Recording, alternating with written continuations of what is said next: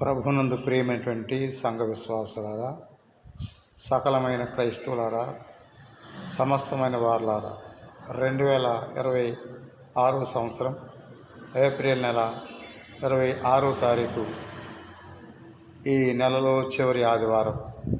ఈరోజు యేసుప్రభు మంచి కాపరి. యేసుప్రభు మంచి కాపరి, అందరికీ కాపరి. కాపరికున్న లక్షణం ఏంటంటే గొర్రెల్ని కాచుకుంటాడు, కాపాడుతాడు, సంరక్షిస్తాడు. గొర్రెల కొరకు తన ప్రాణం ఇస్తాడు.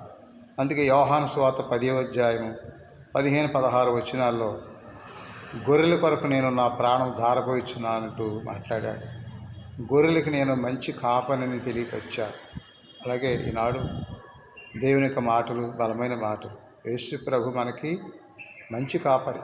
మంచి కాపరి ఆయన వాక్కుతో చేత, ఆయన మాటల చేత, పరిశుద్ధమైన మాటల చేత మనకి ఆహారం అవుతున్నాడు. ఆయన వాక్యం ద్వారా మనం నింపుతున్నాడు. మన మనసు, మన హృదయాల్ని, మన జీవితాన్ని చైతన్యపరుస్తున్నాడు.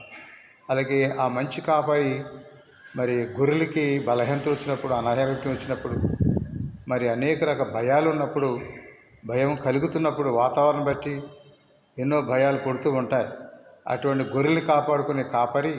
అలాగే యేసుప్రభు కూడా మన జీవితాల్లో కష్టాలు, నష్టాలు, శ్రమలు, బాధలు, భయాలు, బలహీనతలు ఎన్నో వాటిల్తూ ఉంటాయి.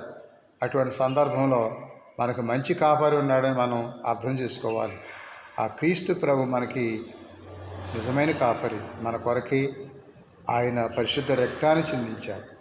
అలా నిత్యము కూడా మరి ఆయన మాటల చేత, ఆయన వాక్యం చేత, బైబిల్ వాక్యాల చేత, పరిశుద్ధమైన మాటల చేత మనం ఊరట పొందుతున్నాం, ధైర్యం పొందుతున్నాం.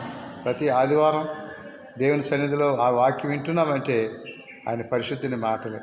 ఆయన మనం సంరక్షించేవాడు, కాపాడేవాడు, ప్రేమించేవాడు, పోషించేవాడు, నిత్యం నడిపించేవాడు.